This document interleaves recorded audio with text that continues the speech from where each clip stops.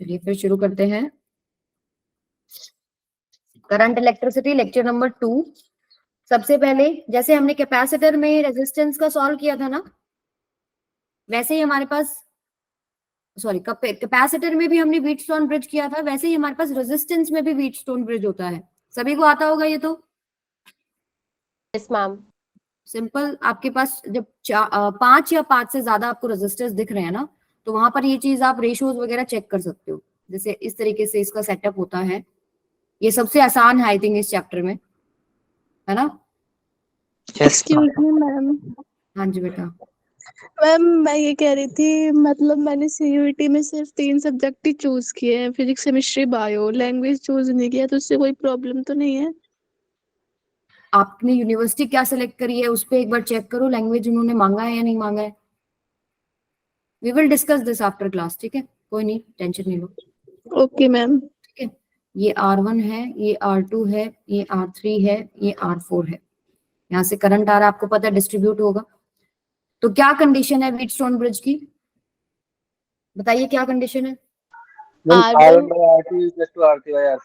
Yes, जब R1 bye R2 हो जाता है, या R2 बाय R1 कर लो, R2 बाय में R1, अगर आपके पास R3 बाय में R4 के इक्वल आ जाता है, ये कंडीशन जब सेटिस्फाई होता है तो ये बैलेंस्ड होता है। बैलेंस्ड होने का मतलब क्या है, यहाँ का यहाँ और यहाँ का, मान लो ये A पॉइंट है, ये B पॉइंट है, यहाँ का वोल्टेज जो है वो सेम हो जाता है, पोटेंशियल जो है वो सेम हो जाता है।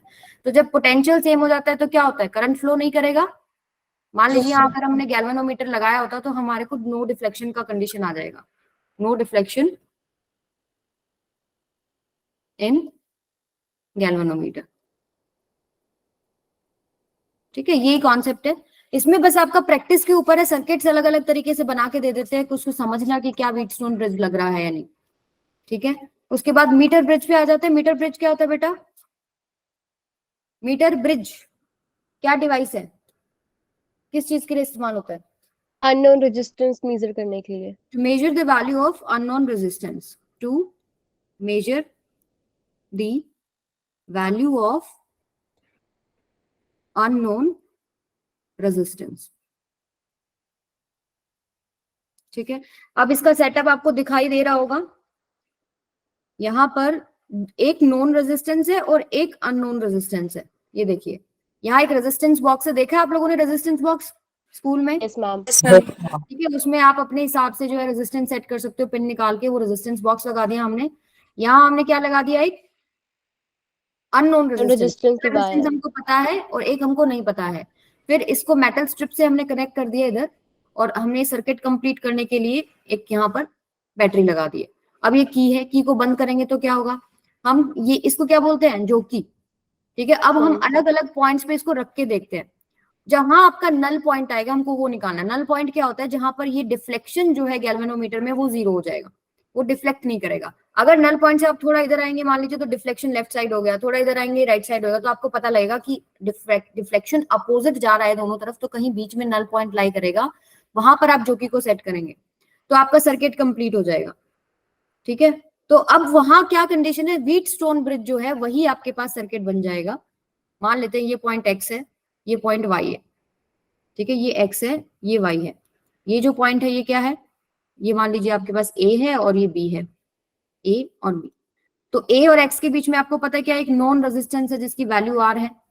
ठीक है, ऐसे ही आपके पास यहाँ ये अननोन रेजिस्टेंस है जो आपको निकालना है। एक आपको रेजिस्टेंस ये मिलेगा और एक आपको रेजिस्टेंस ये मिलेगा, बीच में गैल्वेनोमीटर है जिसमें कोई डिफ्लेक्शन नहीं है, यानी इसमें कोई भी करंट नहीं आएगा, तो इसको हम हटा सकते हैं, ये हमारे लिए कोई काम का नहीं है। और बाहर हमारा जो है सर्किट कंप्लीटेड है। इसका वैल्यू और इसका वैल्यू क्या होगा, बताओ जरा, इसका वैल्यू क्या होगा? 100। 100 होगा। अच्छा चलो, ये देखो, ये 100 जो है ये इसके बीच में एक हमने वायर कनेक्ट कर रखा है, और हमने वायर ऐसे लिया है जो कि टेम्परेचर के साथ जिसका रेजिस्टेंस नहीं चेंज हो। ठीक है, तो आपको पता है resistance is equal to rho L by A है। तो ये कॉन्सेप्ट हमने लिया कि जो रेजिस्टेंस है वो लेंथ पे डिपेंड कर रहा है। ठीक है, यहां अगर ये मान लो आपका एक्स डिस्टेंस है ना, और ये कितना हो जाएगा, नल पॉइंट तक एक्स डिस्टेंस, तो इधर कितना हो जाएगा, 100 माइनस में एक्स। तो यहाँ यहाँ जहां नल पॉइंट आया, यहां से यहां तक का आप रेजिस्टेंस निकाल सकते हो। कैसे निकालोगे, लेट्स से आपके पास रेजिस्टेंस जो है पर यूनिट लेंथ कितना है, ये चीज आप निकाल सकते हो ना, रेजिस्टेंस पर यूनिट लेंथ कितना है, लेट्स से आर है, तो एक्स में निकल जाएगा। ये एक आपके पास यूनिफॉर्म वायर है, इसके across resistance per unit length same है ना, और टेम्परेचर के साथ बदल नहीं रहा, तो हम लोग एक कांस्टेंट ले लेते हैं रेजिस्टेंस पर यूनिट लेंथ। आपको ऐसे क्वेश्चन में गिवन होगा या आपको निकालना होगा, बाकी चीजें गिवन होगी। तो एक्स लेंथ के लिए कितना हो जाएगा, एक्स और आर ऐसे ले सकते हो। और 100 माइनस एक्स के लिए कितना हो जाएगा, यहाँ रेजिस्टेंस कितना हो जाएगा 100 माइनस एक्स इंटू में आर, इधर कितना हो जाएगा एक्स आर। अब यहाँ का रेजिस्टेंस आपके पास आ गया एक्स आर, यहाँ का रेजिस्टेंस आ गया 100 माइनस एक्स इंटू में आर, और गैल्वेनोमीटर में कोई करंट नहीं आ रहा है, तो वही सेम चीज व्हीटस्टोन ब्रिज लगा दो। ये मान लो आपके पास पॉइंट पी है, ये क्यू है, पी का रेजिस्टेंस पी बाई क्यू, इसको मान लो आर और एस इज इक्वल टू, या ऐसे भी लिख सकते हो, इसमें कोई दिक्कत नहीं है, P by R equals to Q by S, same चीज आएगा ना। Yes ma'am. ठीक है, तो ये आपके पास गिवन है, इसकी वैल्यू कितना है, पी का वैल्यू कितना है, आर गिवन है, जो कि हमने खुद ने सेट किया है, और इसके नीचे कितना आ जाएगा, पी बाय आर ले लो, पी बाय आर, इसके नीचे कितना आ जाएगा X R, this is equal to R, हमको आर क्या था भाई हमारा, अच्छा हम इसलिए कंफ्यूज हो रहे हैं, ये पॉइंट ए ले लो भाई, ये पॉइंट ए ले लो और ये बी ले लो, ठीक है।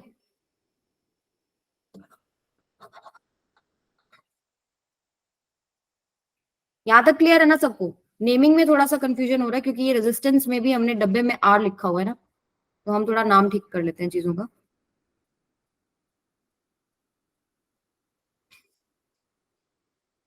इसको आप ले लो, आर ही ले लो चलो, जो आपको गिवन रेजिस्टेंस है, ठीक है, आर, इसको एस ले लो जो हमें निकालना है, ठीक है, इसको पी ले लो और इसको क्यू ले लो, ठीक है, ये इंटू में स्मॉल आर है, ये पी आ गया और ये आपके पास क्यू, ये आर एस। अब आपको पता है आर बाय जो पी है this is equal to S by में क्यू, व्हीटस्टोन ब्रिज का कॉन्सेप्ट लग रहा है।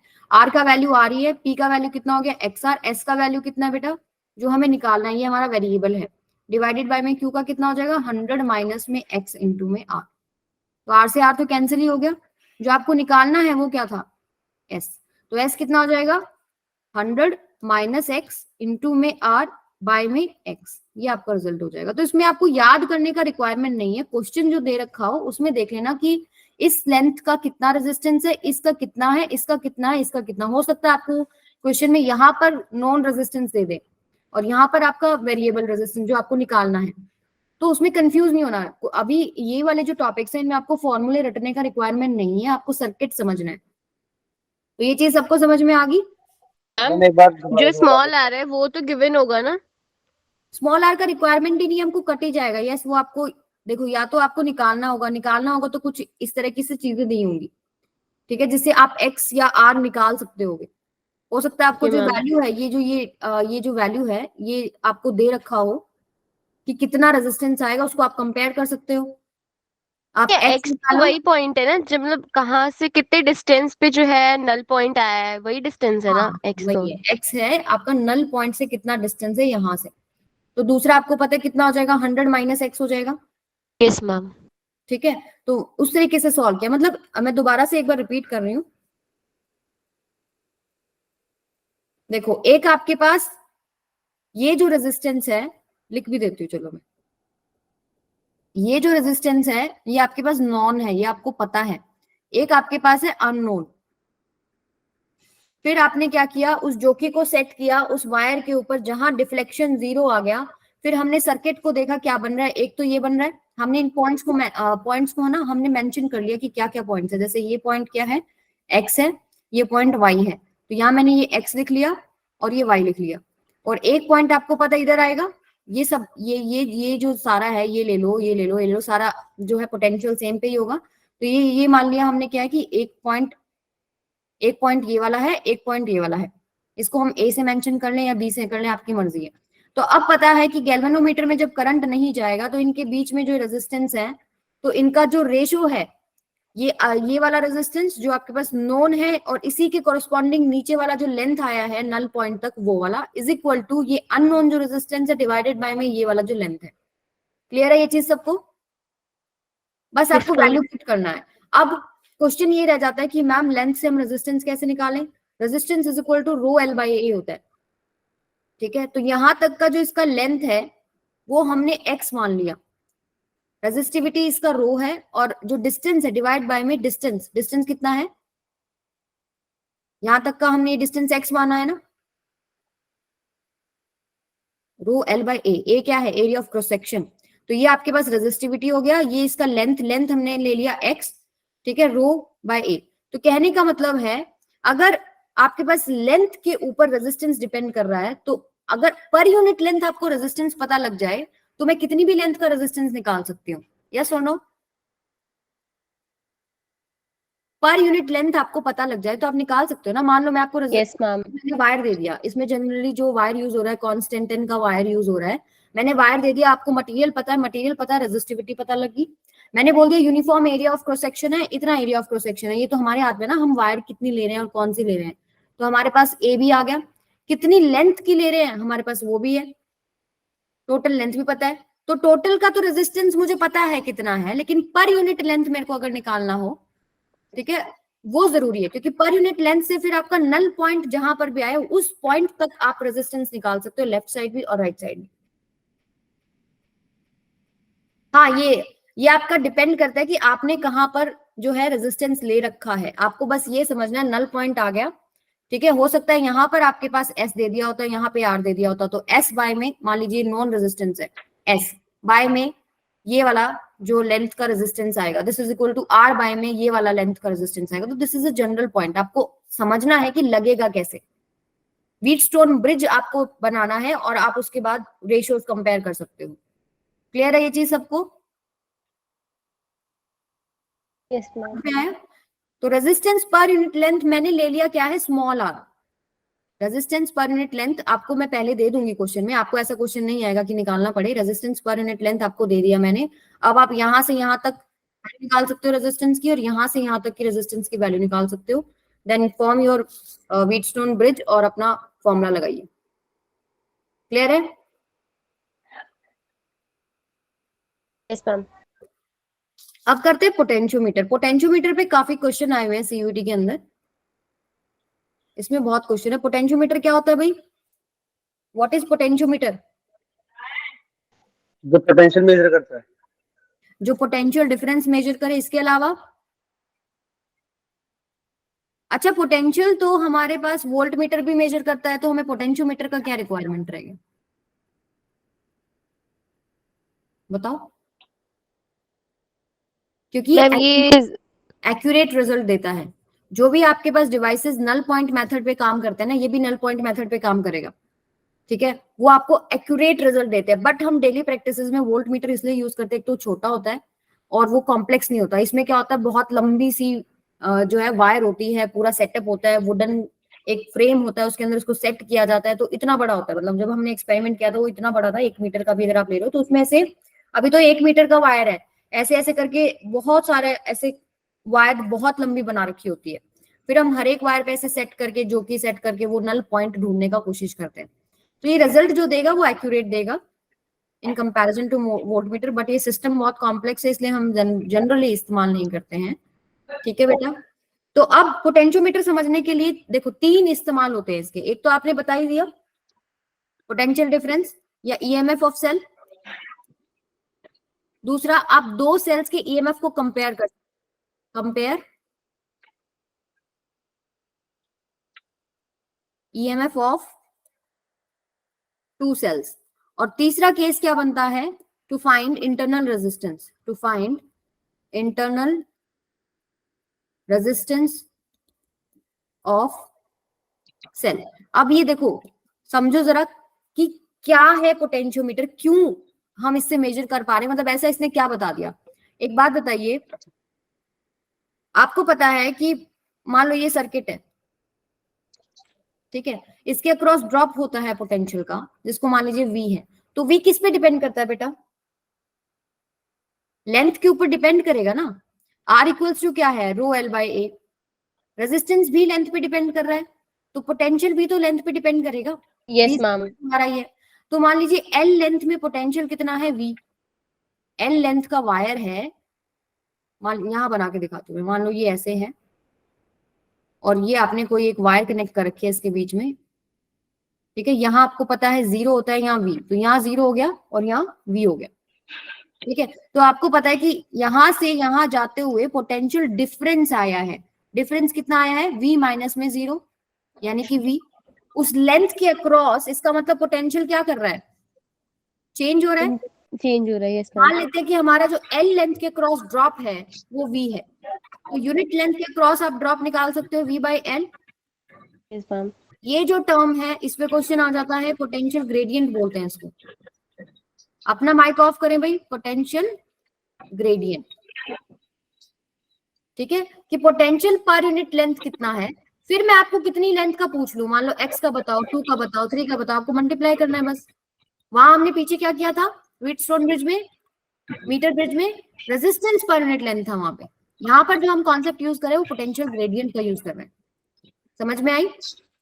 Yes ma'am. मुझे x लेंथ का निकालना है कि कितना आपके पास आएगा वैल्यू पोटेंशियल ड्रॉप का, वो V by L into x हो जाएगा,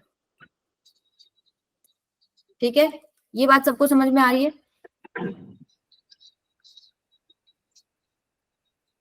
यस मैम।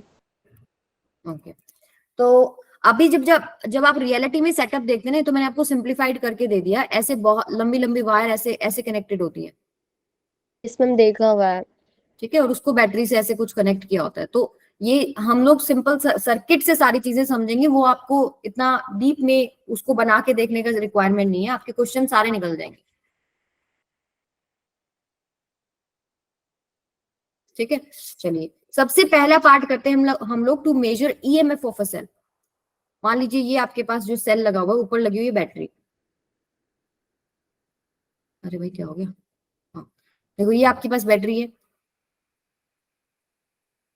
और ये आपके पास मान लीजिए सेल है जिसका ईएमएफ हमको मेजर करना है, मान लीजिए ई है। ये इंटरनल रेजिस्टेंस हो गया आर। अब हम क्या करते हैं, सेम चीज करेंगे, हम इस जोकी को उठा के, देखो पूरा सर्किट समझ में आ गया ना कैसे। ये वो लेंथ है जो बीच में हमने लगाई है, जिसके ऊपर हम जोकी को टच करके वो पॉइंट निकालेंगे जहां पर deflection in this galvanometer will be 0। मान लीजिए ये वो पॉइंट है जहां पर डिफ्लेक्शन 0 आ रहा है। अब जब डिफ्लेक्शन 0 हो गया उसके बाद हम क्या करेंगे, हम ये देखेंगे कि इसके अक्रॉस पोटेंशियल ड्रॉप कितना है। देखो हमें निकालना क्या है, ईएमएफ निकालना है। पहली बात कि आपके पास ये जो V बैटरी है, यहाँ 0 हो गया, यहाँ V हो गया, इसके अक्रॉस पोटेंशियल डिफरेंस कितना है, V, ठीक है। L लेंथ का V है, यूनिट लेंथ का आपको पता है V बाई L, ये हो गया पोटेंशियल ग्रेडियंट। तो जहां पर भी नल पॉइंट आया वहां तक का डिस्टेंस ले लो x, तो x लेंथ का कितना हो जाएगा, मल्टीप्लाई बाई x। अगर मुझे x लेंथ का निकालना है तो क्या आ गया, ये पोटेंशियल ड्रॉप आ गया, potential drop in length x, यहां तक का पोटेंशियल ड्रॉप मिल गया आपको। अब ये नल पॉइंट है, तो मुझे बताओ क्या नीचे इसमें करंट फ्लो करेगा? तो मैम नीचे इसमें पोटेंशियल करंट फ्लो करेगा? नहीं करेगा। ये नल पॉइंट है, यानी कि डिफ्लेक्शन दिखाएगा ही नहीं है। नल पॉइंट का मतलब क्या है कि ये जो ड्रॉप आया ना आपका, मान लो ये x पॉइंट है 0, ये a टू x का जो ड्रॉप है वो आपके पास इस ड्रॉप के इक्वल है।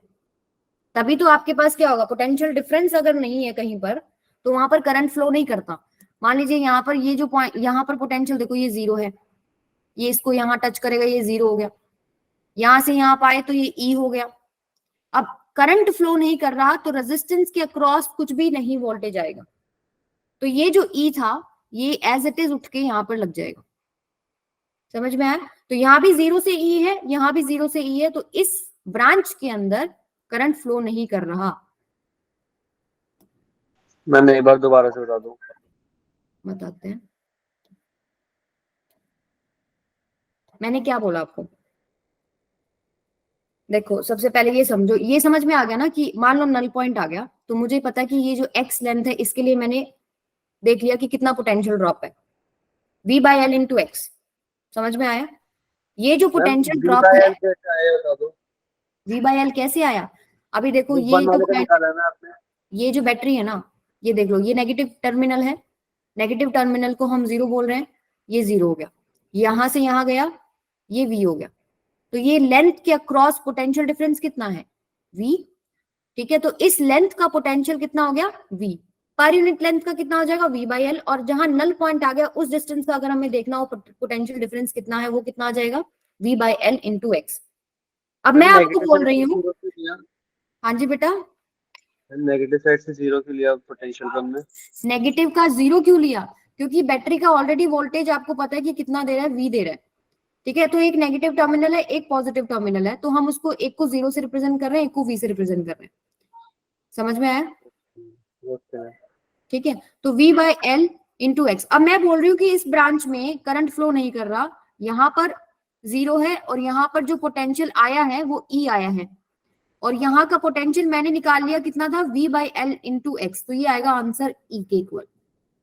जो पोटेंशियल ड्रॉप है जो यहाँ आया A टू X का, वही नीचे वाली ब्रांच का E, नीचे वाली ब्रांच के इक्वल आ रहा है, तभी डिफ्लेक्शन जो है वो 0 है। और नीचे वाली ब्रांच का निकाल लिया, कितना आ रहा है, E आ रहा है, that is equal to E। यहां से अब आप निकाल सकते हो X की value L into E by V, या अगर आपको X गिवन होगा क्वेश्चन में तो आप क्या निकाल सकते हो, E निकाल सकते हो। V आपको गिवन होगा, लेंथ आपको पता होगी। समझ में आया? To measure EMF ma'am of, हाँ जी बेटा। मैम जहाँ पे नल पॉइंट आएगा वो वहीं से मतलब वही पॉइंट पता चल जाएगा कि वो ईएमएफ उस पॉइंट पे है। देखो इसके 3 केसेस बनेंगे। पहला केस, ये समझो, ये चीज समझ में आ रही है आपको कि अगर यहाँ टर्मिनल हम बोल रहे हैं 0, तो यहाँ पर सर वो पोटेंशियल तो क्लियर है। यहाँ भी 0। ठीक है, जब आप इस 0 से आगे, नेगेटिव से आगे पॉजिटिव जा रहे हैं, तो पोटेंशियल क्या हो गया यहाँ पे, E। टोटल तो E है ना उस सेल का, मैं बोल रही हूँ सेल का कितना है, E। तो अगर लेफ्ट हैंड E। साइड में 0 है तो आगे E ही आएगा। अब मैं बोल Yes, रही हूँ कि ma'am. नल पॉइंट है, नल पॉइंट का मतलब गैल्वेनोमीटर में कोई करंट नहीं है। जब तक करंट नहीं है, रेजिस्टेंस के अक्रॉस फॉल नहीं आएगा, नहीं आएगा। Yes, ma'am. तो यहाँ पर कुछ भी नहीं आया, फिर यानी जितना E था उठ के सीधा का सीधा इस पॉइंट पे लग गया, ये भी E हो गया। ठीक है, तो Yes, यहाँ ma'am. के बीच का मुझे समझ में आ गया कि जो नीचे वाला ब्रांच में पोटेंशियल डिफरेंस है वही ऊपर वाला ब्रांच में बन रहा है। नीचे भी तो 0 से E है, ऊपर भी 0 से E बन रहा है। लेकिन मुझे ये भी पता था कि पोटेंशियल पर यूनिट लेंथ क्या है, V/L। तो x लेंथ का कितना होगा, V/L इंटू एक्स। तो मैं दोनों को कंपेयर कर दिया। Yes, ठीक ma'am. है, आई बात समझ में? क्लियर है? अब एक चीज याद Yes, ma'am. रखोगे, नोट करना पॉइंट,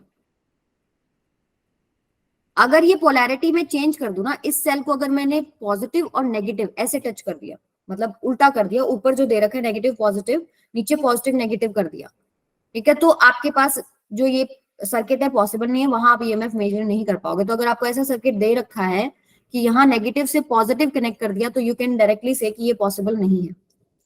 पोलैरिटी जो है बैटरी एंड जो सेल का है वो सेम होना चाहिए, मतलब पॉजिटिव से पॉजिटिव कनेक्टेड होना चाहिए या फिर नेगेटिव से नेगेटिव कनेक्टेड होना चाहिए। पॉजिटिव से नेगेटिव ऐसे नहीं कनेक्ट होना चाहिए। दूसरा पॉइंट ये कि अच्छा, आप इस E को तभी मेजर कर पाओगे ना जब ये जो वायर है इसके अक्रॉस जो टोटल पोटेंशियल ड्रॉप है एटलीस्ट वो से थोड़ा ज्यादा हो। मान लो नीचे EMF E जो है वो 20 वोल्ट आ रहा है, लेकिन जो वायर है वो सिर्फ 10 वोल्ट का ड्रॉप देती है, तो क्या आप मेजर कर पाओगे E को? No ma'am. मैम फिर से बताना ये। हाँ जी, पोटेंशियल ड्रॉप जो है across wire should be greater than E, यानी जो आपको गिवन EMF है सेल का, that is EMF of given cell. ठीक है, क्योंकि अगर मान लीजिए 20 वोल्ट का मैं आपको दे दूं, जो ये सेल है 20 वोल्ट है भाई, आपको 20 वोल्ट अभी मैंने बता दिया 20 वोल्ट आपको पता है, तो जो पोटेंशियल ड्रॉप आएगा पूरा वायर के अलोंग वो एटलीस्ट 21, 22, 24, 25 हो। अगर उससे कम होगा तो आपको नल पॉइंट मिलेगा ही नहीं। नल पॉइंट कहाँ मिलेगा? ठीक है, तो ये दो इंपॉर्टेंट पॉइंट्स है कि आपका एक तो बैटरी का जो टर्मिनल है वो नेगेटिव से नेगेटिव कनेक्टेड होना चाहिए, दूसरा आपके पास या पॉजिटिव से पॉजिटिव भी हो सकता है, उसमें भी कोई प्रॉब्लम नहीं है। पोटेंशियल ड्रॉप जो है वायर के अक्रॉस जो मेजर करना है उससे ज्यादा होना चाहिए, तभी जो सेल का आपने निकालना है वो निकाल पाओगे। ठीक है, अभी clear? Yes ma'am. Complicated Yes, लग रहा ma'am. है? बहुत इजी है, एक बार हाथ से करोगे समझ में आ जाएगा। बस इतना ध्यान रखो कि जब गैल्वेनोमीटर में डिफ्लेक्शन नहीं आया। हाँ जी बेटा। ये जो आप बोल रहे हो ए बी जो लेंथ है वो ज्यादा होनी चाहिए, किससे ज्यादा होना चाहिए? ए बी लेंथ नहीं, ए बी के अक्रॉस जो पोटेंशियल ड्रॉप आएगा। हम क्या कर रहे हैं, देखो हमारा जब इसमें गैल्वेनोमीटर में करंट नहीं आया तो हम ये बोल रहे हैं कि यहाँ पर जो पोटेंशियल ड्रॉप आएगा, मैं दूसरा कलर ले लेती हूँ, यहाँ पर जो पोटेंशियल ड्रॉप आ रहा है वो इक्वल है जो इस ब्रांच में आ रहा है, यानी इस सेल में जो आ रहा है।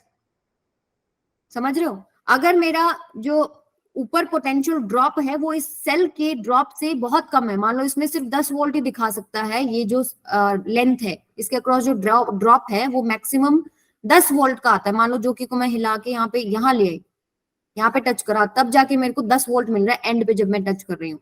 लेकिन बैटरी मेरे पास मैंने उठाई थी 20 वोल्ट की, तो क्या मुझे नल पॉइंट मिल जाएगा उसके ऊपर? No ma'am. नहीं Okay. मिलेगा। समझ में आया अभी? आपके Yes, बुक ma'am. में एक पॉइंट दिया होता है कि ये बैटरी का जो वी है वो ज्यादा होना चाहिए ई से, लेकिन मैं आपको इसका एक रीजन दूंगी आगे कि आपको लिखना ये चाहिए कि पोटेंशियल ड्रॉप अक्रॉस वायर जो है वो ईएमएफ ऑफ गिवन सेल से बड़ा होना चाहिए, क्योंकि अगर मैंने सर्किट में ऊपर कोई रेजिस्टेंस लगा दिया ना तो ये वोल्टेज को वो खा जाएगा थोड़ा, मतलब वी से वो कम हो जाएगी, तो यानी जो पहले वी आ रही थी उससे भी कम आएगी। अब जो इस पूरा लेंथ पे पहले वोल्टेज वी का ड्रॉप था उससे भी कम आएगा। समझ रहे हो? तो इसका मतलब जो उस लेंथ पे आ रहा है हमको उस पे फोकस करना चाहिए कि वो लेंथ पे जो आ रहा है वो बड़ा होना चाहिए जो ब्रांच में ईएमएफ आपको मिल रहा है उससे। समझ में आई अभी? Yes, ma'am. ये रेजिस्टेंस वाला क्वेश्चन भी करेंगे। देखो फाइंड एक्स, अभी क्वेश्चन करोगे बहुत इजी हो जाएगा। देखो find X such that G shows no deflection. आपको एक्स निकालना है और आपको जी डिफ्लेक्शन शो नहीं कर रहा, मैं बैटरी का वैल्यू दे दूं, वी ही ले लो, 20 वोल्ट ले लो। निकालिए सभी बच्चे। एंड का देखो मैक्सिमम ही होगा, पर यूनिट लेंथ है और लेंथ आपने पूरा ले लिया तो वहां तो आपको मैक्सिमम मिलेगा।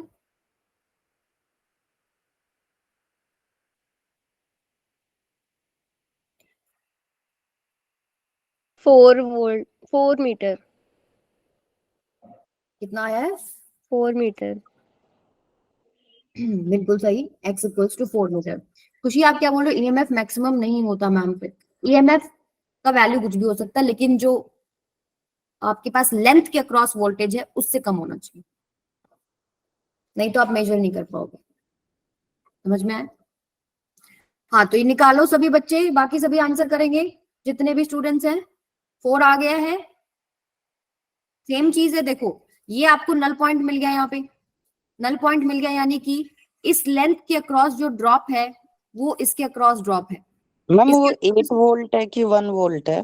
8 है बेटा, इतना गंदा हैंडराइटिंग है मेरा। 8 है, 8। आपको पता है इसके अक्रॉस ये मान लो, ये अगर ये 20 है ना तो मैं इसको 20 मान लेती हूँ, इसको 0 मान लेती हूँ, डिफरेंस 20 है ना। ये आपके पास क्या हो जाएगा 0 पे, ये भी 0 पे। ठीक है, अब यहां से आप यहां जा रहे हो, मैं 8 वोल्ट का आपको बोल रही हूँ, यहाँ 8 हो गया। अब पता है कि गैल्वेनोमीटर में डिफ्लेक्शन नहीं है तो इस ब्रांच में करंट ही नहीं है, करंट नहीं है तो इसके अक्रॉस ड्रॉप नहीं आएगा, ये 8 उठ के यहाँ लग जाएगा, यानी इसके अक्रॉस जितना भी पूरा टोटल ड्रॉप है वो 8 का है। दैट इज इक्वल टू किसके इक्वल है? वोल्टेज पर यूनिट लेंथ इनटू में एक्स। वोल्टेज इसके अक्रॉस कितना है वोल्टेज? ये 0 है, ये 20 है, तो यहाँ 20 लग गया। इस पूरे के अक्रॉस कितना है? 20 बाय में इसका लेंथ कितना है? 10 इनटू में एक्स। 0 से 0 गया, 2 1 जा 2 4 जा, तो एक्स की वैल्यू कितना आ गया? 4 मीटर। आया बात समझ में? Yes, ma'am. इंटरनल रेजिस्टेंस का भी अभी हम, इंटरनल रेजिस्टेंस इस पर्टिकुलर सेटअप में काम में नहीं आ रहा क्योंकि उसके अक्रॉस करंट ही नहीं जा रहा है। अभी हम क्वेश्चन करेंगे ऐसा, जब इंटरनल रेजिस्टेंस निकालना होगा ना तो सर्किट ऐसा होगा उसका जिसमें करंट फ्लो करेगा, तो इंटरनल रेजिस्टेंस आंसर में आएगा कहीं पे। तो अभी तो देखो सिंपल सी बात है, ये सबसे सिंपलेस्ट फॉर्म है कि इंटरनल रेजिस्टेंस रिक्वायर्ड ही नहीं है क्योंकि उसके क्रॉस करंट ही नहीं जा रहा है। ये वाला कीजिए। अब देखो मैंने इसको थोड़ा चेंज कर दिया, ये वाला क्वेश्चन करके आपको दोनों में डिफरेंस समझ में आ जाएगा मैं क्या बोलना चाह रही हूँ। देखो अगर यहाँ पर रेजिस्टेंस 4 ओम मैंने लगा दिया तो मुझे एक बार ट्राई करो सभी बच्चे कि क्या होगा इसके क्रॉस पोटेंशियल ड्रॉप। मान लो इसमें से करंट आई फ्लो कर रहा है, बताओ।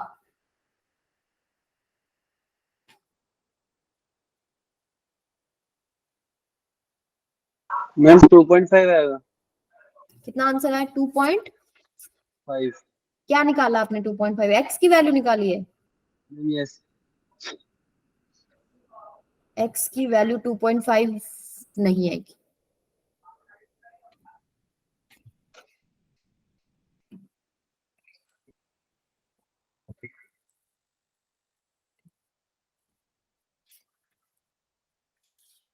देखो सबसे पहले तो मान लीजिए आपने क्या निकाला, find X such that, x क्या है ये, एक्स ऐसे निकालना है कि डिफ्लेक्शन 0 हो जाए, इसका मतलब नीचे वाले ब्रांच में करंट नहीं जाएगा, पहली बात।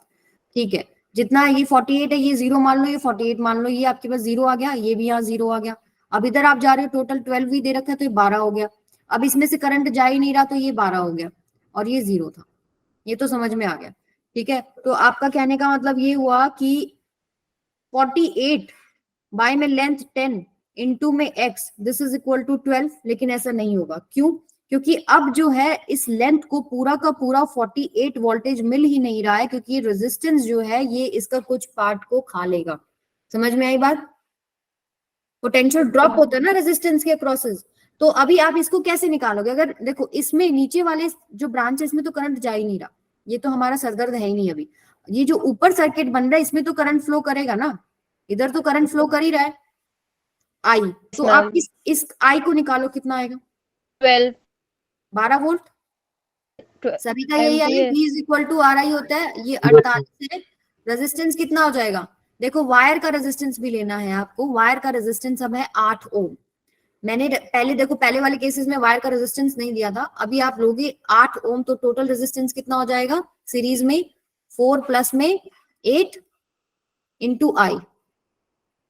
अब कितना आया आई? 8 कहाँ से आया? 4 एम्पियर। 8 क्वेश्चन में गिवन था कि वायर का रेजिस्टेंस भी 8 ओम है। वायर का रेजिस्टेंस तो है ही ना, वायर का रेजिस्टेंस भी तो होगा। अगर मुझे करंट निकालना है तो मुझे वायर का रेजिस्टेंस का रिक्वायरमेंट ma'am. पड़ रहा है, क्योंकि इस सर्किट को पूरा मैं देख रही हूँ। तो यहाँ पर कितना हो जाएगा? 4 एम्पियर आपके पास करंट आ जाएगा। अब आपको करंट अगर पता है तो वायर का रेजिस्टेंस 8 ओम है, तो वायर के अक्रॉस पोटेंशियल ड्रॉप कितना हो जाएगा?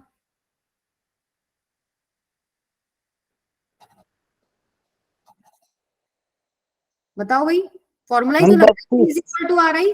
वायर के अक्रॉस पोटेंशियल ड्रॉप कितना हो जाएगा अगर करंट आपके पास 4 एम्पियर और वायर का रेजिस्टेंस पता है?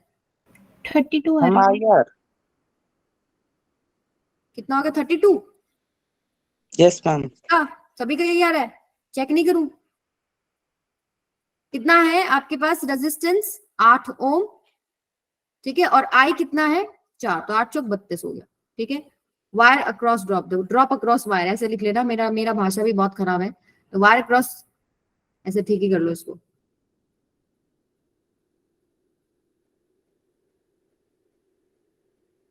पोटेंशियल ड्रॉप या difference across wire when current flowing कितना है? 4 एम्पियर। ठीक है, अब आपको पता है कि इसके अक्रॉस कितना लग रहा है, यहां पर कितना आ जाएगा? ये 32। अगर इस रेजिस्टेंस में निकालने को बोलते तो भी आप निकाल सकते थे। करंट आपको आ गया, यहाँ 4 दे रखा है तो ये भी निकाल सकते हैं। अब मैं कैसे सॉल्व करूंगी इसको? सेम चीज, अब ए टू बी के बीच में जो आपके पास ड्रॉप है वो 32 है, डिवाइडेड बाय इसका टोटल लेंथ कितना है? 10। एक्स वो डिस्टेंस है जहां नल पॉइंट आया, and that is equal to किसके आएगा? 12। तो एक्स का वैल्यू कितना आ जाएगा भाई? 3.7। 120 बाय 32, यस 3.75 मीटर। 3.75 मीटर आया समझ में? अब कि हमारा बाहर अगर हमने रेजिस्टेंस लगा दिया तो पोटेंशियल जो 48 आपको दिख रहा था पूरा 48 अब नहीं मिल रहा है, 48 से कुछ ना कुछ कम ही मिल रहा है। तो उस वायर के अक्रॉस जो टोटल मिल रहा है ना वो इंपॉर्टेंट है। इसलिए मैंने बोला था आपको कि potential drop across the wire should be greater then जो भी आपने ईएमएफ मेजर करना है, क्योंकि अगर सर्किट में कोई और एलिमेंट लगा है तो वो भी पोटेंशियल लेगा। तो सिर्फ अगर मैं ये बोलती कि पोटेंशियल जो इस बैटरी का है वो आपके पास ज्यादा होना चाहिए, तो वो आंसर गलत हो सकता है। हो सकता है कि इतने रेजिस्टेंस लगे हो कि वो पोटेंशियल ड्रॉप जो एबी के क्रॉस है वो कम हो जाए इसके कंपैरिजन में। क्लियर? मैम ये वायर का रेजिस्टेंस हमें सीरीज में ही कैलकुलेट करना है 8 + 4। किसका रेजिस्टेंस? हाँ, वायर आपकी सीरीज में ही लगी है ना फिर बेटा, करंट तो सेम फ्लो करेगा ना, आई इधर जाएगा, आई इधर जाएगा, डिस्ट्रीब्यूट नहीं हो रहा है ना। Okay ma'am. क्लियर है अभी सबको? Should yes we ma'am. Move forward? चलिए, यशवीर समझ में आया बेटा? यशवीर ही है ना क्लास में?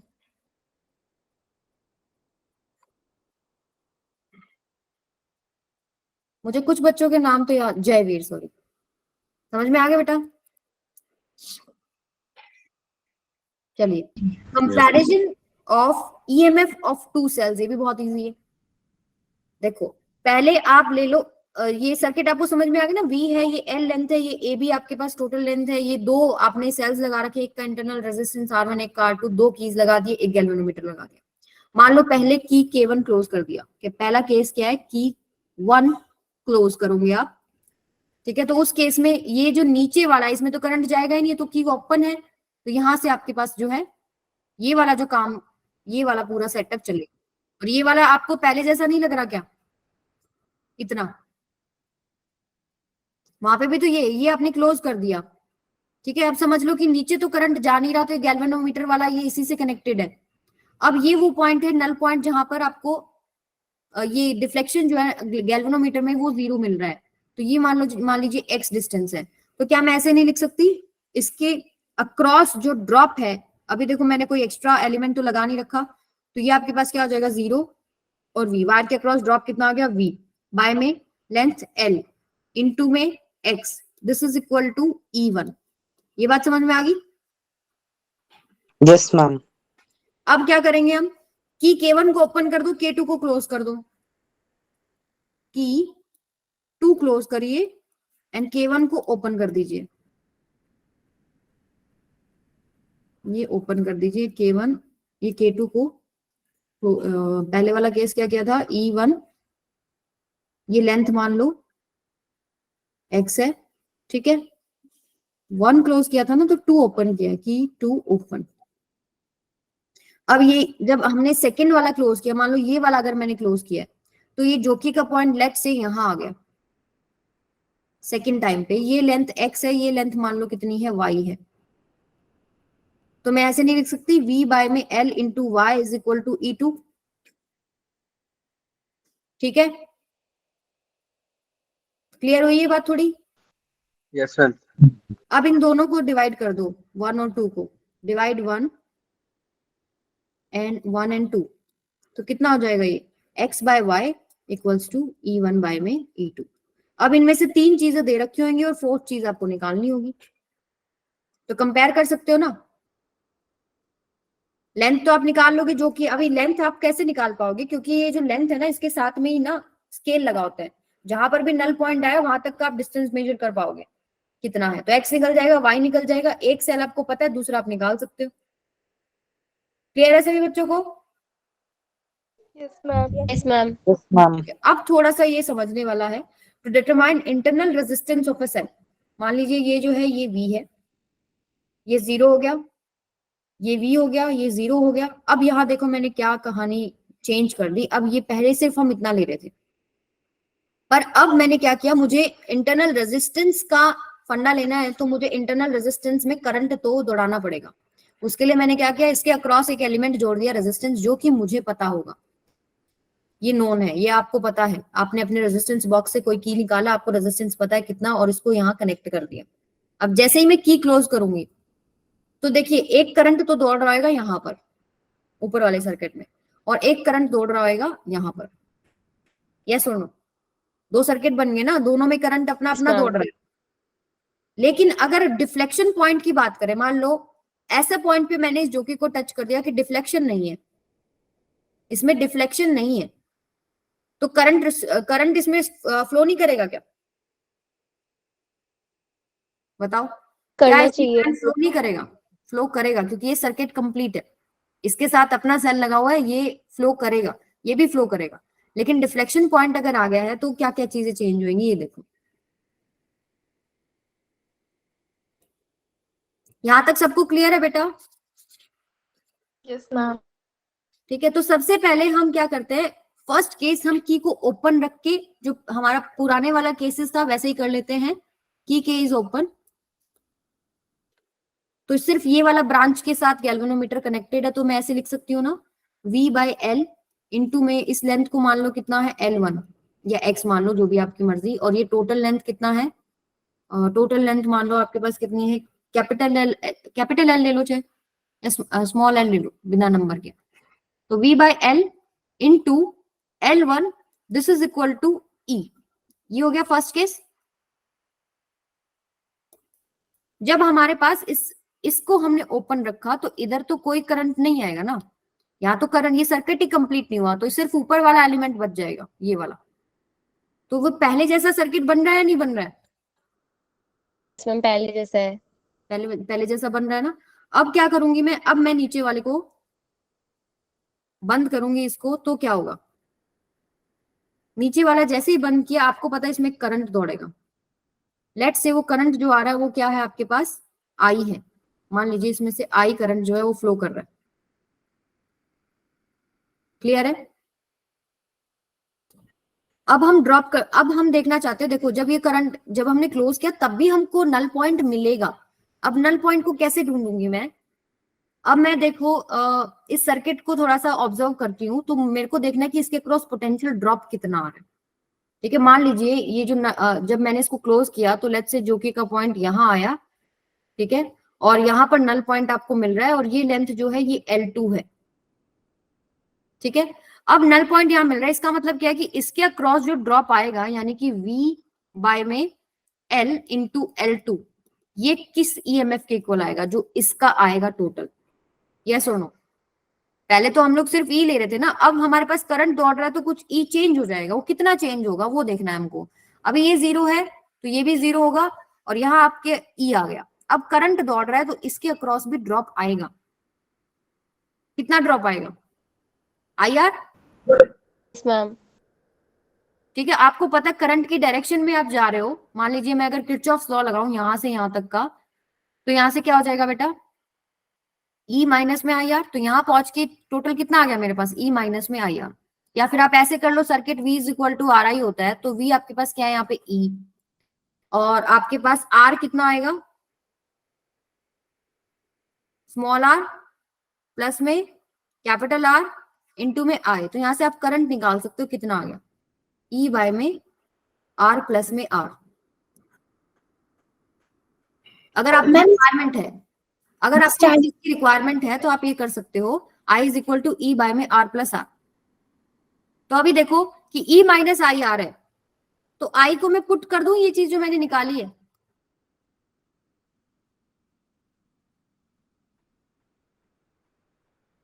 चलो मुझे ये बताओ, ये चीज समझ में आई? Yes ma'am. आ गई ना? ये 0 है, यहां पर आए आप, ये E बन गया। अब करंट दौड़ रहा है, करंट दौड़ रहा है तो आप क्या करोगे, इसके अक्रॉस जाएंगे तो इसके अक्रॉस भी ड्रॉप आएगा, तो यहां पर आओगे तो आपके पास क्या हो जाएगा, E माइनस में IR। अब ये जो है यहाँ पर जो आप पुट करेंगे वो E माइनस में IR पुट करेंगे। समझ में आया? Yes ma'am. Let me check, circuit ठीक है ना?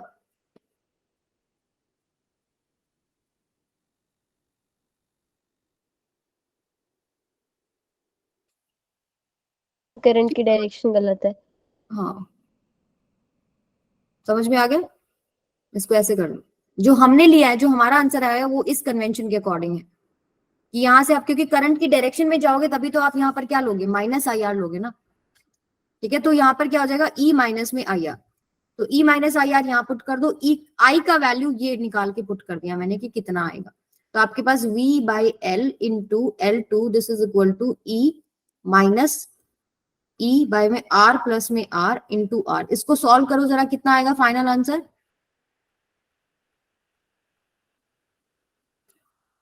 फाइनल आंसर निकालिए बेटा। ये थोड़ा सा कॉम्प्लिकेटेड है, इवन मेरे को समझाने में भी आपको दिक्कत आ रही है। E माइनस में E बाय में R प्लस में R इंटू R, ऐसे। ठीक है, आप इसको सॉल्व करेंगे तो आपके पास क्या बनेगा,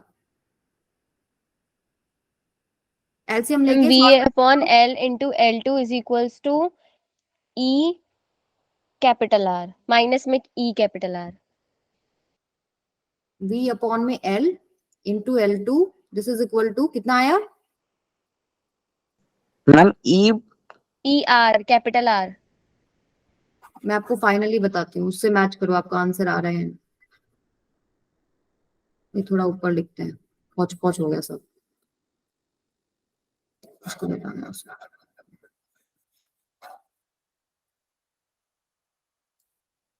ये आपके पास आ गया। अब मैंने यहाँ क्या किया, v by L2 by L this is equal to E minus E by R plus R into में स्मॉल r।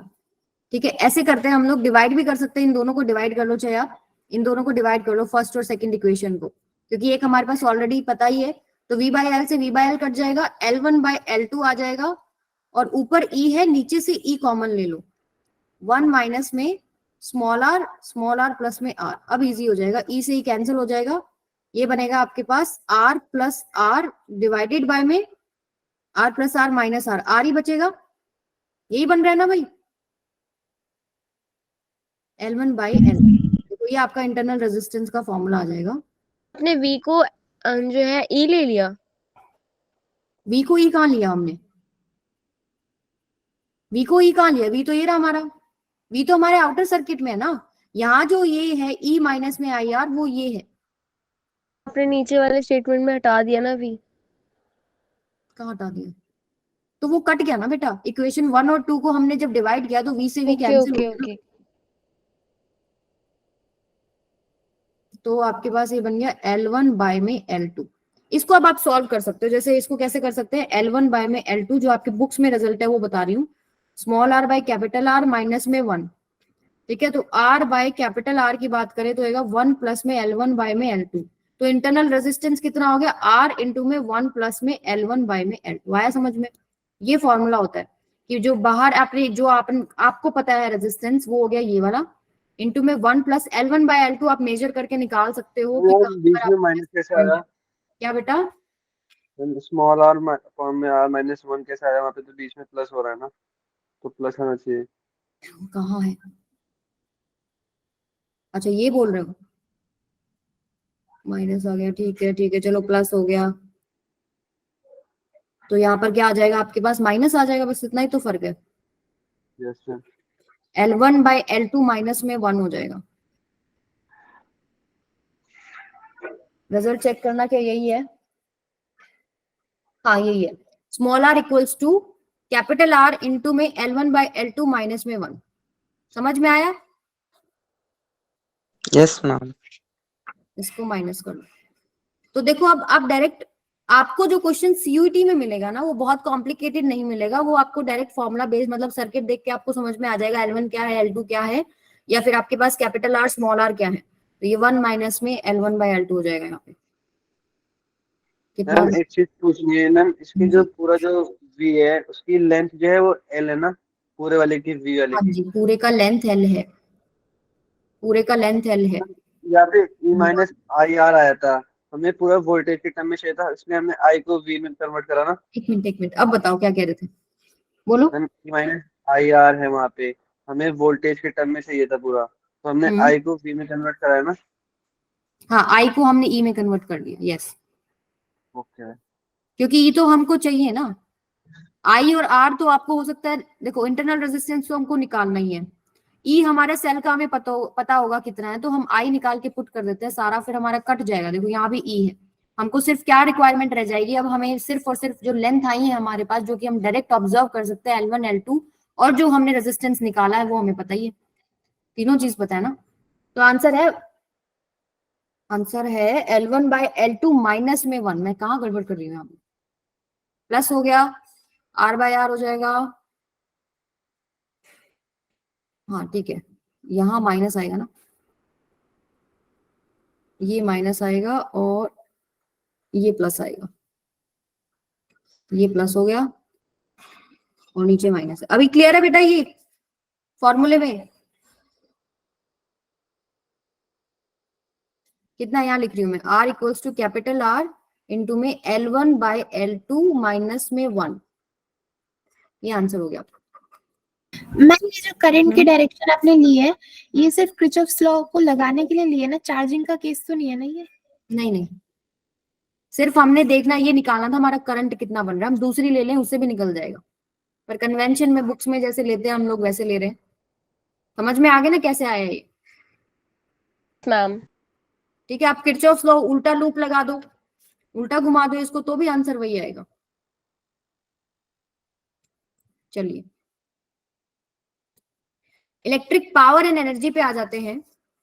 ये सबने पढ़ रखा होगा, ये तो डिलीटेड नहीं होगा ना? मैम। ओके, तो मुझे ये बताओ कि सेल में पावर का क्या मतलब है। मान लीजिए सेल है और इसमें से करंट फ्लो कर रहा है आई, करंट फ्लो कर रहा है मतलब चार्ज फ्लो कर रहा है, तो जो सेल काम कर रहा है ना, उस चार्ज को एनर्जी देता है, फिर वो उसको घुमाता है, फिर उसको एनर्जी देता है, फिर घुमाता है, ये जो काम कर रहा है ये है वो एनर्जी। ठीक है, समझ में आई ये बात? तो मान लीजिए ये पोटेंशियल जो है आपके पास V है, ये 0 है। आपको पता है दो पोटेंशियल्स है, मान लो एक आपके पास V है एक VB है, तो आप यहां से यहां जा रहे हो तो हम ऐसे लिखते हैं ना, VB माइनस में VA, work done by external agent divided by में जिस चार्ज को लेके जा रहे हो, ये करते थे ना हम लोग पोटेंशियल में, VB माइनस में VA is Yes, equal ma'am. To work external by में Q, सेम चीज है यहाँ पे। अब हम जा रहे हैं मान लो कहां से कहां, जो पोटेंशियल आपके पास हो गया V से, अब मान लो हम 0 तक लेके जा रहे हैं, ऐसे कर लो, तो फाइनल माइनस इनिशियल करोगे अगर आप, ड्रॉप की बात करो, देखो अगर हम ऐसे कर रहे हैं, हम जा रहे हैं यहां से लेके जा रहे हैं ना, करंट इधर फ्लो कर रहा है, चार्ज हमारे पास इधर आ रहा है, तो V से 0, तो आपके पास क्या हो जाएगा, 0 से V चल रहे हैं ना हम लोग, 0 से V, यहाँ पे बैटरी ने काम किया, उसने चार्ज को एनर्जी दिया, फिर इस तरीके से, तो हमारा कहां से कहां मूवमेंट है चार्ज का, 0 टू V, तो final potential minus initial potential जो 0 पे है, this is equal to work external जो बैटरी करेगी डिवाइडेड बाय में जिस चार्ज को लेके जा रही है Q, तो V क्या हो जाएगा आपके पास, W बाय में Q। समझ में आया? ये चीज क्लियर है आप लोगों को? क्लियर है? तो यहां से मैं एनर्जी भी निकाल सकती हूँ, निकाल सकती हूँ नहीं निकाल सकती हूँ, एनर्जी क्या हो जाएगी, Into Q. तो क्यों हो जाएगी एनर्जी, अगर आपको निकालना है कि आपके सेल ने कितना एनर्जी खर्च कर दिया उस Q को घुमाने में, तो V इंटू में Q हो जाएगा। अच्छा, पावर का फॉर्मूला क्या होता है ये बता दो, rate of doing T work. upon T. Work done पर यूनिट टाइम ही तो होता है, यस मैम। यही है ना? तो आप ये लिख सकते हो V Q बाय में T, ये क्या हो जाएगा, Q बाय T क्या हो जाएगा, करंट V इंटू में I, तो ये पावर का फॉर्मूला आ गया I की फॉर्म में। इसके 2-3 फॉर्म्स हैं, अकॉर्डिंग टू क्वेश्चन हम यूज कर सकते हैं। अगर मान ली V को RI पुट कर दें तो P is equal to I square R, या I को हम पुट कर दें V बाय R तो P is equal to V square by R। तो अकॉर्डिंग टू क्वेश्चन हम इस्तेमाल करते हैं। जनरली क्या होता है, जब सीरीज की बात हो, मान लो सर्किट आपका है सीरीज में, रेजिस्टेंस वगैरह कनेक्टेड है, तो करंट सेम है, करंट सेम है तो हम ये वाला उठा लेते हैं। अगर वोल्टेजेस सेम है, कंपेयर वगैरह कुछ करना पड़े तो हम लोग ये वाला उठा लेते हैं। तो हमें क्वेश्चन के हिसाब से देखना पड़ेगा हमारा क्या रिक्वायरमेंट है। इसमें मुझे लग रहा है कि पावर एनर्जी पे एक क्वेश्चन जरूर आएगा, सिंपल सा, ज्यादा मुश्किल नहीं, सिंपल सा। ठीक है, तो ये पावर आ गया आपके पास V square by R, P is equal to I square R।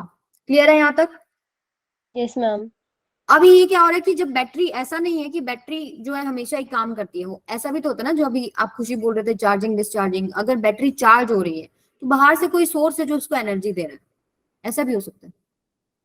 ठीक है, अभी हमारे पास जनरली जितने भी क्वेश्चन आएंगे डिस्चार्जिंग वाले ही क्वेश्चन आएंगे। अब अगर मान लीजिए करंट आपके पास कांस्टेंट है तो हम डायरेक्ट फॉर्मूला उठा लेते हैं, वोल्टेज कांस्टेंट है डायरेक्ट फॉर्मूला उठा लेते हैं। मान लो कि करंट, अभी 2 केसेस आपको दे रखे हैं, एक केस में आपके पास करंट 3 एम्पियर है, एक केस में करंट 2T है। तो जब वेरिएबल होता है तो हमको इंटीग्रेट करके निकालना होता है, कितना आएगा, कितना आएगा, सॉल्व करके देखो जरा, ये वाले सॉल्व कीजिए। पहले तो ये वाला तो डायरेक्ट निकल जाएगा, कितना हो जाएगा, P is equal to I square R। Current कितना है, 9 इंटू में 2, कितना हो जाएगा ये, 18। 18. What 18 volt. और अगर मैं आपको बोलूं कि मुझे एनर्जी बताओ कितना है, तो कितना हो जाएगा, 18 by 3। 18 इंटू 3, टाइम से मल्टीप्लाई हो जाएगा ना, मैम टाइम से डिवाइड होगा ना। नहीं नहीं, वर्क डन क्या है, पावर बाय टाइम। अच्छा हाँ हाँ, एनर्जी हो गया पावर बाय टाइम, बिल्कुल 6 6 जी। समझ में आया? अब ये वाला करो। Power equals to energy upon time होता है ना? Yes ma'am. ठीक है बिल्कुल बिल्कुल। खाना नहीं खाया हम सबने, ये इसलिए हालत हो रही है अपनी। मैंने खाया था। फिर भी गलत बताया। मैं कुछ बोला ही नहीं मैंने। अच्छा, P is equal to I square R, तो पावर है वर्क बाय टाइम, ठीक है। एनर्जी निकालना है पावर इंटू टाइम। मैं पहले से ही करती हूँ, तुम बोलते हो मुझे कंफ्यूज कर देते हो। वर्क डन इक्वल्स टू क्या होता है, पावर कितना हो जाएगा, कितना आया था अपना, आई स्क्वायर 3 3 से 9 इंटू आर 18, 18 इंटू 3 कितना हो गया, 48 54 54 54 जूल। अब ये निकालो, इसमें क्या करूं अब मैं, अभी देखो आपको दिख रहा है वर्क डन है पावर इंटू में टाइम, पावर इंटू में टाइम। तो पावर का फॉर्मूला आप लिख सकते हो आई स्क्वायर आर इंटू टी, ठीक है। तो यहां पर अब इंटीग्रेट करना पड़ेगा आपको, क्योंकि आई आपका क्या है, क्या है आई आपका, वेरिएबल है। वेरिएबल है। आपको बताओ कितना आंसर आएगा, सभी बच्चे निकालेंगे। जब आपके पास ये फॉर्म हो ना, कि जब आप पावर जो है ये वेरिएबल फॉर्म में है तो इंटीग्रेट करते हैं, तो आपको एक जिसके विद रिस्पेक्ट टू इंटीग्रेट करना है वो भी तो चाहिए ना, चाहिए या नहीं चाहिए? dt है तो हाँ, तो पावर इक्वल्स टू हम ऐसे लिख सकते हैं डी डब्ल्यू बाय में डी टी। तो टोटल वर्क डन कितना हो जाएगा, P इंटू में डी टी। अब इंटीग्रेट कर सकते हो आप दोनों तरफ। कल जो हमने फर्स्ट क्वेश्चन किया था ना एवरेज करंट वाला, वो हम लोगों ने कल गड़बड़ किया था। हमने लास्ट में क्या रिजल्ट निकाला कि इस चार्ज दे रखा है टी की फॉर्म में, वो मैं आपको बताती हूँ। वैसे मैंने यूट्यूब वीडियो के नीचे कमेंट किया था। पहले ये करो जरा, निकालो। 4 जूल। ये आपके पास 4 जूल नहीं आएगा बेटा, पावर क्या है, आई स्क्वायर आर। 8 जूल। नहीं, पावर क्या हो जाएगा, आई स्क्वायर आर। आई स्क्वायर करना पड़ेगा ना, यस मैम। तो आई स्क्वायर कितना हो जाएगा, 4 टी स्क्वायर, आर कितना है into 2 with respect to d t. आपने कहां से कहा इंटीग्रेट करना है, फॉर 0 to 2 सेकेंड। अभी हो जाएगा 8 t square with respect to d t 0 से 2, 8 बार आ जाएगा, ये हो जाएगा टी क्यूब बाय में 3, 0 से 2, ये हो जाएगा 8 इंटू में 2 to the 4 to the 8 bye 3, कितना हो गया ये 64 बाय में 3, ठीक है आंसर। हाँ ठीक है, 64 बाय 3 जूल। समझ में आया? अगर मैंने एनर्जी निकालने को बोला, देखो अब कल हमने क्या गड़बड़ किया था, कल हम लोगों ने ना एक क्वेश्चन किया स्टार्टिंग में ही, हमने एक इंस्टेंटेनियस करंट निकालना था और एक एवरेज करंट निकालना था, याद है? याद है? हाँ जी, आवाज आ रही है? Yes ma'am. Ma'am instantaneous current हमने निकाला, मान लीजिए हमको चार्ज कुछ दे रखा था टी स्क्वायर प्लस में 2t प्लस में 5 समथिंग लाइक दैट, और टी मान लो आपको दे रखा है 2 सेकेंड, ठीक है। अगर मैं बोलती हूँ आपको कि इंस्टेंटेनियस करंट निकालिए, तो D Q by d T कर देंगे आप, और टी की वैल्यू 2 सेकेंड पुट कर देंगे, राइट। Yes ma'am. अगर मैं आपको बोलूं मुझे एवरेज करंट निकाल के बताओ t is equal to 2 to t is equal to 3 second में, तो आई थिंक रोहित है ना अपनी क्लास में, उसने Yes, सही ma'am. बताया था कि एक बार हम t इक्वल्स टू 2 पुट करेंगे और एक बार हम t इक्वल्स टू 3 पुट करेंगे इस चार्ज के अंदर, क्योंकि एवरेज जो करंट होता है वो होता है डेल्टा क्यू बाय में डेल्टा टी। तो एवरेज करंट क्या हो जाएगा, अब जब t is equal to 2 put कर दोगे वहां तक कितना चार्ज आया, और t is equal to 3 put करोगे तो वहां तक कितना चार्ज फ्लो कर चुका। अगर उन दोनों का आप माइनस करोगे तो टोटल चार्ज जो फ्लो हुआ वही तो आएगा ना, जो 1 सेकेंड का हुआ। तो आपको Yes, ma'am. सीधा पुट करना है। हम लोग क्या कंफ्यूज हो गए कि हमको इंटीग्रेट करना पड़ेगा। इंटीग्रेशन तब होता है बेटा जब आपको करंट निकालना हो, क्योंकि इंटीग्रेशन के लिए विद रिस्पेक्ट टू dt भी तो चाहिए ना। तो i is equal to d Q by d t है। अगर मान लो मुझे टोटल चार्ज निकालना हो, यहाँ तो हम करंट निकाल रहे थे, इसमें आप सीधा पुट करेंगे, माइनस करेंगे, डिवाइड बाई डेल्टा टी। अगर मुझे चार्ज निकालना हो तो आई इंटू डी टी, ऐसे मैं इंटीग्रेट करूंगी 0 से लेट्स से t के लिए। आई का वैल्यू कुछ वेरिएबल फॉर्म में दे रखा होगा, मान लो टी स्क्वायर प्लस में टी। अब इसको with respect to d t integrate करूंगी, जिस भी टाइम के लिए करूंगी, तो मेरे पास टोटल चार्ज आ जाएगा। समझ में आया? ऐसे तो हम बोल रहे थे कल कि इसको इंटीग्रेट कर देंगे, किसके विद रिस्पेक्ट टू में? चार्ज को इंटीग्रेट करके आप करंट निकाल रहे हो, चार्ज को इंटीग्रेट करके करंट नहीं आएगा। आई बात समझ में? तो आई एवरेज का फॉर्मूला है, दो टाइम के बीच में आपको निकालना है, टी का वैल्यू पुट करो, डिफरेंस करो, डिवाइड बाय टाइम करो। इंस्टेंटेनियस करंट निकालना है, डिफरेंशिएशन करो, टी का वैल्यू पुट करो। आपको टोटल चार्ज निकालना है तो करंट की फॉर्म में उसको इंटीग्रेट कर सकते हो। क्लियर है? Yes ma'am. Yes ma'am. Okay, ये हो गया हमारे पास, ये सारे फॉर्मूले पता होना चाहिए। P is equal to V I, P is equal to I square R, P is equal to V square by R. ठीक है, एनर्जी निकालना आ सकता है, पावर निकालना आ सकता है, टाइम निकालना आ सकता है, टोटल एनर्जी सेल ने कितना खर्च किया, VQ। अगर आपको मान लो चार्ज वगैरह कुछ दे रखा हो, वोल्टेज दे रखा हो, तो ये सब चीजें पता होनी चाहिए। अब बल्ब से रिलेटेड अगर क्वेश्चन आता है तो कैसे करेंगे? बल्ब आपने देखे होंगे सब, उनके ऊपर कुछ चीजें लिखी होती हैं। क्या लिखा होता है? कितने वॉट का है। मान लो ये 100 वॉट का है, इसका मतलब क्या है? पावर। पावर है। अब देखो, पावर आपके पास डायरेक्टली प्रोपोर्शनल टू ब्राइटनेस होती है। जिसकी जितनी ज्यादा पावर उसकी उतनी ज्यादा ब्राइटनेस। ब्राइटनेस क्यों हो रही है? पावर, पावर ज्यादा होने का मतलब है कि ये जो है इतनी एनर्जी देता है इसको पर यूनिट टाइम। ठीक है, उतना ही आपको पता है इसमें फिलामेंट लगा होता है ना, गर्म होता है, हीट होता है, जिससे ग्लो आता है। अच्छा, अब ये 200 वॉट का मतलब क्या है कि ये बल्ब 100 वॉट का मतलब ये बल्ब 100 वॉट की पावर कितने वोल्टेज पे देगा? कितने वोल्टेज पे देगा बेटा? 220 वोल्ट। अगर आपको नहीं लिखा हुआ ना उसके ऊपर कि भाई 100 वॉट का है, तो आपका इसका मतलब ये है कि इंडिया में जितने भी हमारे अप्लायंसेस बन रहे हैं वो 220 वोल्ट के लिए। ये बल्ब 100 वोल्ट 220 पे ही देगा। अगर 220 वोल्टेज नहीं है, आपको पता है कई बार करंट जो वोल्टेज ड्रॉप करता है तो हमारा जो बल्ब है वो डिम हो जाता है। यस होता है नहीं मैम। होता? इसका मतलब वोल्टेज कम होगी, यानी अब वो उतनी पावर नहीं ले पा रहा है या दे पा रहा है, 100 वॉट नहीं आएगा वहां पे, कुछ और चेंज हो जाएगा। समझ में आया? Okay ma'am. अब नीचे वाले क्वेश्चन पे आ जाओ। Which is brightest? First. First. First one लग रहा है। फर्स्ट वन नहीं होगा, ट्राई करो जरा। अच्छा, आपको पता है यूएसए में कितना वोल्टेज पे सारे काम करते हैं? मैम 480। 15। 110 110 वोल्टेज।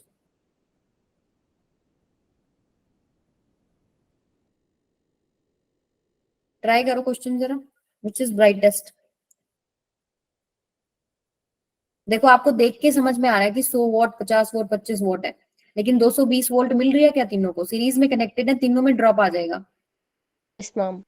नहीं है तो फिर कैसे देखें? हम देख सकते हैं कि किसका रेजिस्टेंस, क्योंकि पावर क्या है, देखो अब मैंने बोला था ना आपको, सीरीज और पैरेलल जब है तो हम फॉर्मूले कैसे उठाते हैं। जब सीरीज में है तो पावर को हम लेते हैं आई स्क्वायर आर। थर्ड होगा। बिल्कुल उल्टा हो जाएगा इसमें, P इज इक्वल टू क्या? I square R. तो आप देख रहे हो power directly proportional to R है, सीरीज में कनेक्टेड है। मैंने ये फॉर्मूला क्यों लिया? क्योंकि करंट मेरा तीनों में सेम है। अब मैं देख सकती हूँ कि तीनों में रेजिस्टेंस क्या आ रहा है। रेजिस्टेंस आप निकाल सकते हो, कैसे निकालोगे? सर्किट में नहीं, वैसे रेजिस्टेंस इनका आपको दे रखा है ना, कितना आपके पास ये है, 25 है, 50 है, 100 है। तो P इज इक्वल टू क्या होता है? V square by R. Resistance निकालोगे ना वी स्क्वायर बाय में P। अभी ये किस वोल्टेज पे काम कर रहा है? 100 वॉट कितने पे दे रहा है? 100 वॉट कितने पे दे रहा है बेटा? 220 वोल्ट। 220 का स्क्वायर बाय में पावर कितनी है इसकी? 100। ये हो गया R1। ऐसे ही R2 हो जाएगा 220 का स्क्वायर बाय में 50। R3 हो जाएगा 220 का स्क्वायर बाय में 25। अब देख लो पावर किसमें ज्यादा आएगी? जिसमें रेजिस्टेंस सबसे ज्यादा आ रहा है। किसमें ज्यादा है रेजिस्टेंस सबसे ज्यादा? थर्ड वाले में, क्योंकि इसके डिनोमिनेटर में सबसे छोटा टर्म है तो इसका वैल्यू हाई है, तो ये वाला ब्राइटेस्ट होगा। समझ में आया? मैम Yes, पैरेलल में ma'am. होता तो वो फर्स्ट वाला हो जाता ना। क्या बेटा? पैरेलल में कनेक्ट करते थे। पैरेलल में कनेक्टेड होता वो भी करेंगे। देखो पैरेलल में कनेक्टेड, सिर्फ मान लो आपके पास ये सिर्फ पैरेलल वाला, चलो केस से समझाती हूँ मैं आपको। पैरेलल वाला भी लिया है मैंने। मान लीजिए सेम बल्ब्स हैं और तीनों को आपने पैरेलल में कनेक्ट कर दिया और 250 वोल्ट दे दिए, तो क्या तीनों को 250 मिलेगी? Yes ma'am. Yes ma'am. 250 मिलेगी। लेकिन ब्राइटेस्ट कौन सा होगा इस केस में? मैम अब हम पहला पैरेलल के लिए जो केस उठाते हैं ना, P is equal to V square by R उठाते हैं। यहाँ पे जो पावर है वो इनवर्सली प्रोपोर्शनल टू रेजिस्टेंस है, यानी जिसका रेजिस्टेंस सबसे ज्यादा है। अब वोल्टेज तो तीनों को सेम मिल रहा है ना, तो अब कैसे कंपेयर करोगे पावर को? जिसका अब फिर हम फॉर्मूला क्या उठाते हैं, P is equal to V square by R. तो P is inversely proportional to R, जिसका रेजिस्टेंस सबसे कम उसका पावर सबसे ज्यादा। तो जो पहले वाला केस आया था उसका उल्टा हो जाएगा, क्योंकि देखो पहले वाले का रेजिस्टेंस अगर हम निकालें वही 220 का स्क्वायर बाय में 100 है। सेकंड वाले का क्या है, 220 का स्क्वायर बाय में 50 है। थर्ड वाले का कितना है, 220 का स्क्वायर बाय में 25 है। तो ये वाला सबसे छोटा हो जाएगा ना, यस और नो? ये वाला सबसे छोटा हो जाएगा, डिनोमिनेटर में सबसे बड़ा है। तो ये अगर सबसे छोटा है तो पावर किसका ज्यादा हो जाएगा, फर्स्ट का। First will be brightest. ये आपके आईआईटी मेंस का टाइप का क्वेश्चन होते हैं, वहां इसको थोड़ा और कॉम्प्लिकेट कर देते हैं, सीरीज और पैरेलल कॉम्बिनेशन में करके देते हैं। ठीक है, तो अभी हम यहीं तक करेंगे। अब देखो आपके पेपर में कैसे क्वेश्चन आए हुए हैं, लास्ट 2-3 मिनट लगेंगे आपको। देखो ये ऊपर आपको दे रखा है ना, सारा पोटेंशियोमीटर के बारे में लिखा हुआ है कि to compare the EMF of cell, to measure the EMF of cell, to measure internal resistance of cell. Circuit इस तरीके का होता है। फिर क्वेश्चन क्या आया ये देखो, AP is balancing length for the primary cell of EMF E। एक आपको सेल लगा रखा है, दिख रहा है ना सबको क्वेश्चन? Yes ma'am. एक आपको सेल लगा रखा है, ये आपका ही क्वेश्चन पेपर है CUET का ही, उसी में से क्वेश्चन क्लिप करके लगाया था मैंने। ये EMF है, ये R है, मान लो ये कुछ भी X है, यहाँ गैल्वेनोमीटर लगा हुआ है, ये मान लो AP है। तो AP is balancing length for primary cell of EMF E, resistors of AB length of the wire PAB is equal to 8 ohm। यानी ये जो आपके पास पूरी लेंथ है ना, इसका रेजिस्टेंस आपको गिवन है कितना, 8 ohm. 8 ohm. And length AB is equal to 10, और ये जो टोटल लेंथ है वो कितना है, 10 मीटर।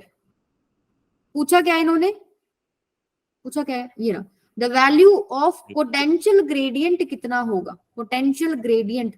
तो पोटेंशियल ग्रेडियंट निकालने के लिए आपको लेंथ के क्रॉस पोटेंशियल ड्रॉप निकालना पड़ेगा।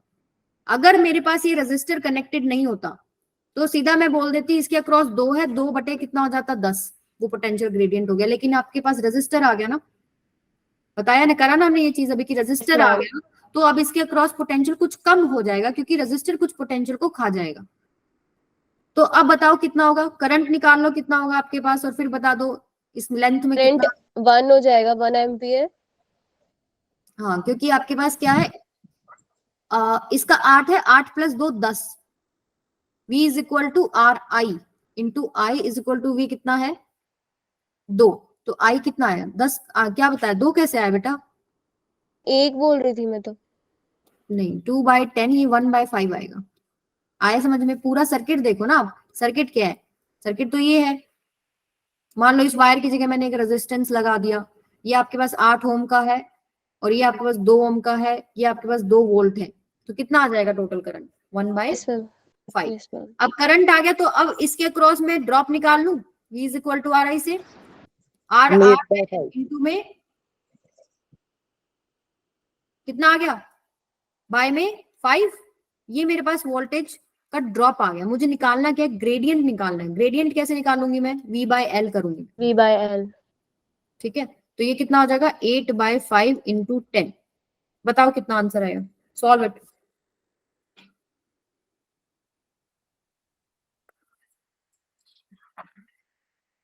And 0.16 the option। Yes, 0.16 volt पर मीटर। अब देखो क्वेश्चन आपके बहुत ज्यादा मुश्किल नहीं आए हुए हैं, लेकिन कॉन्सेप्ट बेस्ड है। ये कॉन्सेप्ट था कि अगर एक और रेजिस्टेंस ऐड कर दिया तो पोटेंशियल ड्रॉप कम हो जाएगा। समझ में आया CUT में क्वेश्चन किस तरह के पूछ रहे हैं? तो फंडामेंटल्स क्लियर होना चाहिए, बेसिक क्लियर होना चाहिए। अभी देखो इसी का नेक्स्ट क्वेश्चन है, ये सारा थ्योरी सेम है। आगे क्वेश्चन क्या पूछा कि the length of potentiometer wire AB is 10 metre. इसका जो पोटेंशियोमीटर वायर है वो लेंथ कितना है, 10 metre, and its resistance is 8 ohm. If balancing length on the potentiometer wire is 225 centimetre. अब उन्होंने x दे दिया, आपको क्या कर दिया, x दे दिया। The value of EMF of the primary cell, इसका EMF कितना होगा। अभी हमने किया था, इसके अक्रॉस जो ड्रॉप आया V बाय एल हमने पीछे वाले क्वेश्चन में निकाला ना, ये उसी से रिलेटेड है। पोटेंशियल ग्रेडियंट आपका आ चुका है, क्योंकि V by L into X is equal to EMF होगा। सेम सर्किट है ना, यही 2 वोल्ट है, यही 2 ओम है, इसके क्रॉस करंट कितना आएगा 1/5 आएगा। फिर मैंने लेंथ के क्रॉस ड्रॉप निकाल लिया, कितना आएगा, लेंथ के क्रॉस ड्रॉप 8/5 आएगा। 8/5 बाय में एल करूंगी तो ये चीज तो मैंने निकाल ही ली, कितनी आ गई मेरी 0.16। और एक्स भी आपको दे रखा है कि बैलेंसिंग लेंथ क्या है, 2.25 सेंटीमीटर बाय में 100 कर लो, कितना हो जाएगा 2.25 metre. This is equal to E, जो आपको निकालना है, कितना आएगा 36 आ रहा है। 36 वोल्ट। 36 ही आ रहा क्या, ठीक है। बाकी सभी निकालो, जरा चेक करो कितना आ रहा है।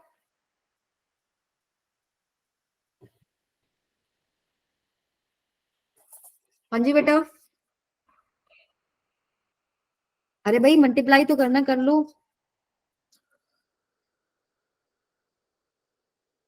0.36 आएगा बेटा, यस मैम। ठीक है 0.36 है मैम। ओके। अगला देखो, पोटेंशियोमीटर का पूरा थ्योरी नहीं पढ़ना, ऊपर तो उसके बारे में दे रखा है, नीचे देखो। In the given potentiometer on increasing value of R, अगर हमने इस रेजिस्टेंस का वैल्यू बढ़ा दिया तो क्वेश्चन क्या है, balancing length will be decrease. ये जो बैलेंसिंग लेंथ है, मान लो ये एक्स आ रही है, ये डिक्रीज हो जाएगा, ये इंक्रीज हो जाएगा, और इट विल रिमेन अनचेंज्ड। या balancing length can be obtained again if polarity of cell E is reversed. अगर रिवर्स कर दिया तो ये तो आंसर ही नहीं आएगा, पोलैरिटी बदल दी तो वो आएगा ही नहीं, ये तो हट गया। अब इन तीनों में से बताओ क्या होगा। मैम पहला। डिक्रीज होगा, यस मैम। क्यों?